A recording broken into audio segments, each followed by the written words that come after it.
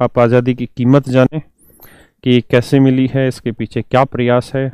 आप ज़रूर पढ़ना आज 20-25 मिनट भगत सिंह के बारे में देखना, क्योंकि केवल आज़ादी गांधी जी ने नहीं दिलाई। आज़ादी दिलाने के लिए बहुत सारे परवाने थे जिन्होंने अपना जीवन त्याग दिया। मेरे दोस्त, मुझे ये तो नहीं पता कि गुलामी किसकी वजह से मिली हमको, जरूर किसी एक व्यक्ति की वजह से ही मिली होगी। ये मैं कह सकता हूँ कि कोई एक व्यक्ति होगा जिसकी वजह से गुलामी मिली, और उसका कारण है, आप अपने समाज में देख लीजिए, कोई भी गुंडा, कोई भी बदमाश तभी बनता है जब वो अपना पहला क्राइम कर लेता है, और अगर पहले क्राइम में उसको सफलता मिल जाती है तो उसके बाद वो बदमाश बनता चला जाता है। अगर उसको पहले ही क्राइम में सफलता ना मिले तो आगे कभी भी बदमाश नहीं बनेगा। तो हमें बेसिकली किसी ने गुलाम बनाया नहीं था, हम तो गुलाम खुद बने थे। किसकी वजह से बने होंगे पता नहीं, किस अंग्रेज के बच्चे ने जो भारत में पैदा हुआ, भारत की सत्ता में रहा होगा, अंग्रेजों से पहला गिफ्ट लिया होगा किसी राजा ने, और धीरे धीरे उनकी बातों में आ गया होगा। किसने कब गलती की होगी और फिर वहां से किस तरीके से वो प्रक्रिया चली होगी पता नहीं हमको, लेकिन आजादी ली बहुत मुश्किल से हमने। इस आजादी को सरवाइव कराना बहुत मुश्किल है।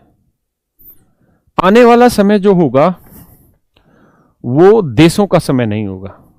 आने वाला जो समय होगा मेरे दोस्त, वो देशों का समय नहीं होगा। कंट्री मायने नहीं रखेगी, वहां कंपनियां मायने रखेगी।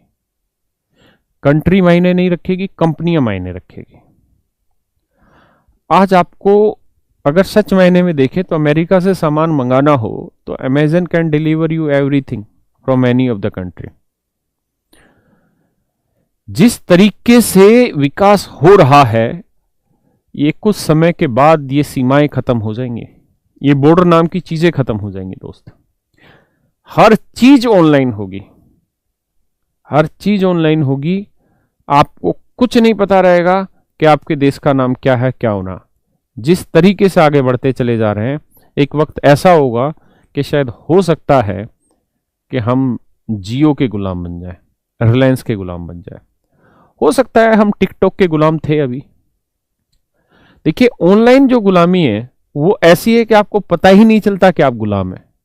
मजे की चीज ऑनलाइन में यही है कि ऑनलाइन में हमें ये पता ही नहीं चलता कि हम गुलाम हैं।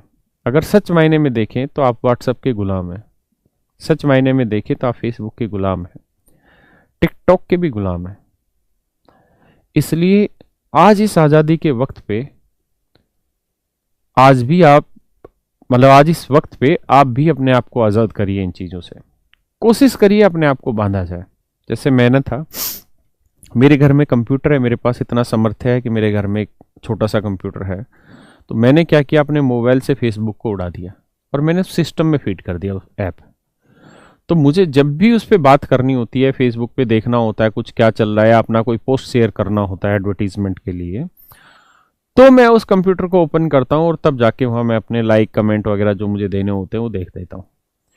मैंने व्हाट्सएप को भी अब अपने सिस्टम से बंद कर दिया है, मतलब मोबाइल से हटा दिया। व्हाट्सएप भी मैंने अब कंप्यूटर पे चला दिया है।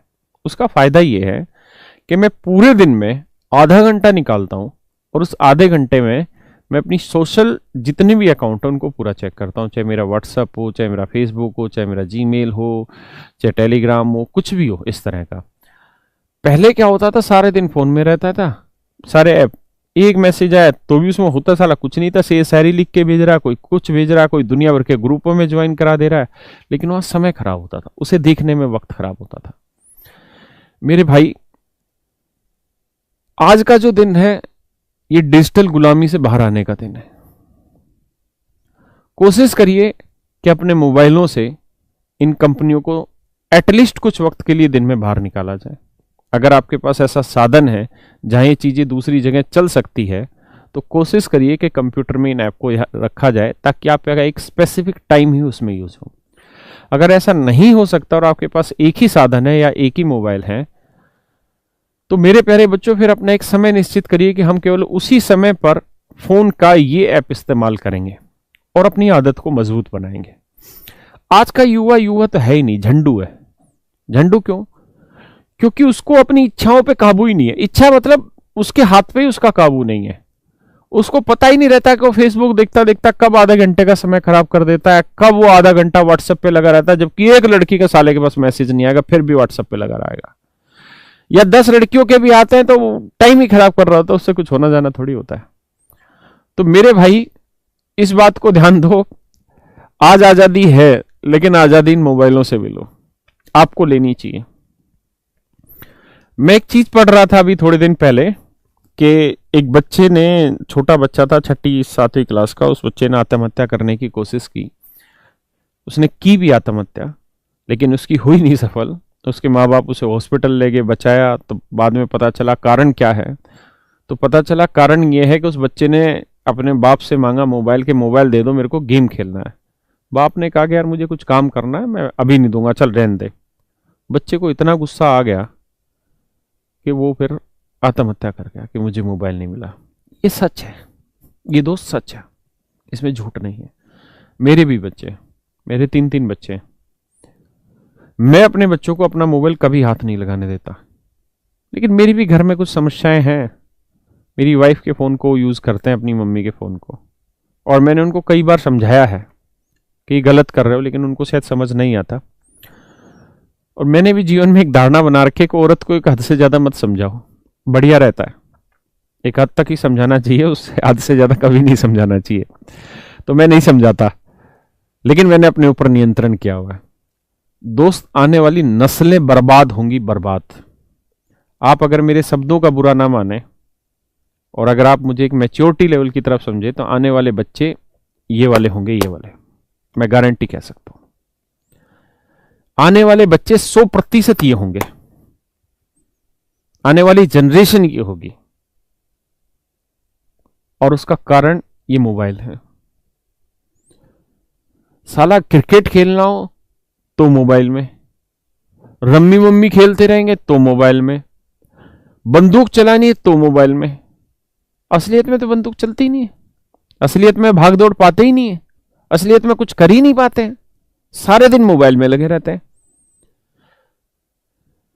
मेरे पिताजी की आज के समय में आंखें भी ठीक है, कान भी ठीक है, लेकिन मैं गारंटी के साथ कह सकता हूं कि इस हिंदुस्तान की 10 साल के बाद 80% जनसंख्या ऐसी होगी जो अंधी होगी, जिनके सालों के इतने मोटे मोटे गिलास चढ़ रहे होंगे, देख नहीं पाएंगे।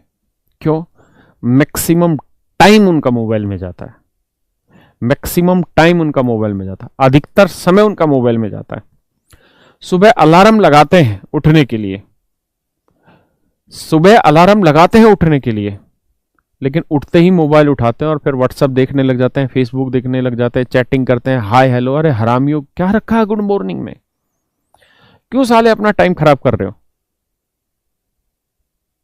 सुबह अलार्म लगा देते हैं और अलार्म जब बजता है तो फोन उठाते फिर फोन पे लगते हैं।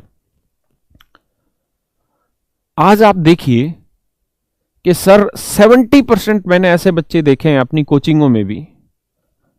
कोचिंग तो फिर भी हमारी ठीक है, क्योंकि हमारे यहां फिर भी गरीब बच्चा पढ़ता है। एसएससी का बच्चा, अमीर बच्चा तैयारी नहीं करता, हमारे जैसे गरीब परिवार का ही बच्चा होता है। वो फिर भी कहीं ना कहीं हल्का सा शरीर से ठीक होता है।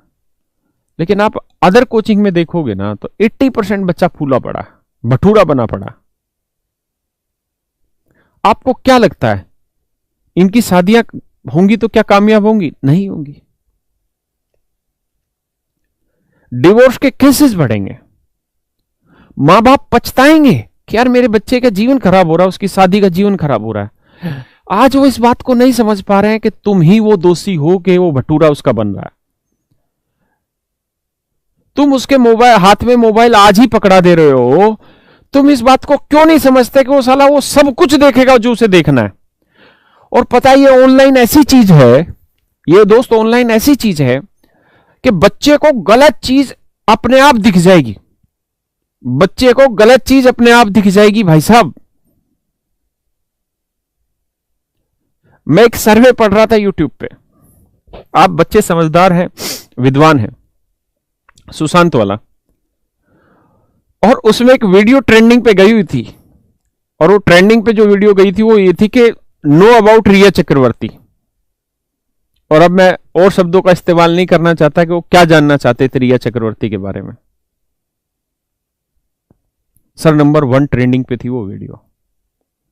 कौन लोग उसे देख रहे हैं? वही जो अपने मार्ग से भटके हुए। 1-2% लोग हैं जो अपनी ऑब्जर्वेशन के लिए, अपने सर्वे के लिए, इन चीजों के लिए देखते हैं। तो मेरे भाई, इस गुलामी से बचो, आने वाली जनरेशन को बचाओ। अगर संभव हो सके, अगर संभव हो सके तो अपने फोन में एक टाइम लिमिट तय करो कि भाई मैं ऑनलाइन पढ़ रहा हूं, लेकिन इस ऑनलाइन पढ़ाई में मैं घुसूंगा नहीं इधर उधर, कि कभी गूगल खोला तो फिर उसमें रिया चक्रवर्ती आ रही है, नीचे फलाना आ रही है, फलाना प्रियंका चोपड़ा आ रही है, फिर उसकी बहन आ रही है, ये देखें वो देखें, फेसबुक पे लगे रहे, फालतू की चीजें, टोटली डाइवर्टेड चीजें। तो मेरे भाई, इस गुलामी से बचो, ठीक है? अपने आप को इज्जतदार बनाओ, समझदार बनाओ। पता है ये देश कब बच सकता है? ये देश तब बच सकता है जब हम और आप सब देशभक्त बन जाए। देशभक्त का मतलब ये बिल्कुल नहीं है कि हम लेके बंदूक और गोली चलाने चले जाएं। देशभक्त का मतलब इतना है, आज के वक्त में देशभक्त का मतलब सिर्फ इतना है मेरे बच्चे, कि हम सच को सुनने की शक्ति पैदा करें और जो हमारे काम है, जो हमारे कर्तव्य हैं, जो हमारी जिम्मेदारी है, उसका हम प्रॉपर निर्वहन करें। अगर मैं आज एक टीचर हूं तो मेरा यहां काम यह है कि भाई मैं अपने बच्चों को ईमानदारी से पढ़ाऊं, जितना मुझे ज्ञान है मैं उससे 1 रुपए फालतू देने की कोशिश करूं उस ज्ञान में। मैं अपने बच्चों को वक्त पे यह भी समझाऊं कि बेटा मैं एज ए टीचर, इतने साल मेरी उम्र हो गई, आज मैं लगभग 50 साल का हो रहा हूं, 50 का नहीं सॉरी 40 साल का हो रहा हूं, तो मेरा जो एक्सपीरियंस है वो इन चीजों के बारे में ये कहता है। और आपको अपने मार्ग को चुनने में मेरे दर्शनों की जरूरत होगी। दर्शनों का मतलब मेरे विचारों की जरूरत होगी। तो मेरे विचार इस तरह हैं। आज आपके लिए सच्ची देशभक्ति यह है कि आपके माँ बाप ने आपको पढ़ने का मौका दिया, तो आप मन लगा के पढ़ें। जितना मन लगा के आप पढ़ेंगे, जितना दिल लगा के आप पढ़ेंगे, वही मेरे दोस्त आपके लिए सच्ची देशभक्ति है। यह देश तभी बच पाएगा जब आप देशभक्त बन पाएंगे। और आप देशभक्त तभी बन पाएंगे आपको जब जो कर्म मिला है उस कर्म में आप 100% निष्ठा लाएं। तो मेरी आप सबसे हाथ जोड़ के रिक्वेस्ट है, इस ऑनलाइन गुलामी से बचिए। YouTube पे मैं अपने बेटे को पढ़ाने बैठाता हूं कि वोल्केनो कैसे तैयार होते हैं, और वो साला मिलता है कहां? वो बंदूकों वाले गेम पे। मतलब 1 सेकंड अगर उससे नजरें हटाओगे तो बच्चा कहां डाइवर्ट हो जाएगा पता नहीं चलेगा। ये ऑनलाइन जो चीजें हैं ये बर्बादी की तरफ लेके जा रही है स्टूडेंट को। लेकिन आप मैच्योर हैं, आपको मोबाइल चाहिए ही चाहिए तैयारी करने के लिए, क्योंकि ऑफलाइन में आप भी जानते हैं बहुत ज्यादा समय खराब होता है। ऑनलाइन में आसान भी है, पैसा भी बचता, सारी चीजें हैं। तो मेरी आप सबसे रिक्वेस्ट है, ऑनलाइन गुलामी से बचिए, अपने आदर्शों को मजबूत करिए। चाहे बेटा हो या बेटी, अपने आदर्शों को मजबूत करो। बेटा हो या बेटी दोनों मर्द बने। मर्द कैसे बने? मर्द वो होता है जो अपने आदर्शों पे चलता है। मर्द वो नहीं जो 56 इंची छाती लेके घूम रहा है, वो नहीं है। मर्द का मतलब जो अपने आदर्शों पे चले। उसने एक आदर्श स्थापित कर लिया कि भाई मैं 20 मिनट से ज्यादा व्हाट्सएप और हाय बेबी हाय सोना ये नहीं करूंगा तो नहीं करूंगा। आप ये निश्चय करिए, जीवन आपका बहुत सुखी रहेगा, बहुत सुखी रहेंगे, जीवन बहुत सफल होगा। रोज का अपना एक नियम बनाइए कि मुझे रोज आधे घंटे भागना है। अगर शरीर स्वस्थ नहीं है ना तो भी कोई फायदा नहीं है। आपके पास करोड़ों रुपए, और पैसे की मत सोचा करो कभी, पैसा आपके पास आना है, बेइंतहा आना है। मेरा जो एक्सपीरियंस रहा वो ये है कि एक भिखारी को भी भगवान एक मौका देता ही देता है अंबानी बनने के लिए। हर आदमी को जीवन में एक मौका पैसे कमाने का मिलता है, चाहे वो आदिवासी है ना तब भी उसको मिलेगा। भगवान एक मौका सबको देता है, किस्मत वाले को 2 देता है। यह हमारी मेहनत पे और हमारी अकल पे है कि हम उस मौके को कैसे भुनाएं। और मेरे दोस्त, ऐसा हो सकता है कि आपको वो मौका आज मिला हुआ है। वो मौका आज आपको मिला हुआ है कि आपके माँ बाप इतने समर्थित हैं कि आपको स्मार्टफोन दे दिया और आपको 2-3 हजार रुपए दे दिए कि जा मैथ की क्लास ले ले और सब्जेक्ट की क्लास पढ़ ले। तो शायद आज वो मौका आपको मिला है, तो इस मौके को छोड़ना मत। आप यहां से बहुत कुछ कर सकते हैं। तो मेरे प्यारे बच्चों, सच्चे देशभक्त बनो, ऑनलाइन गुलामी से बचो, जीवन को आगे बढ़ाओ, रोज एक्सरसाइज करो। बहुत ज्यादा मत पढ़ो कि 20 घंटे पढ़ना है, ना, 5 ही घंटे पढ़ना है, लेकिन वो 5 घंटे मन लगा के पढ़ो। हाय सोना हाय बाबू उसमें नहीं होना चाहिए 5 घंटे में, ठीक है। और ये सोना बाबू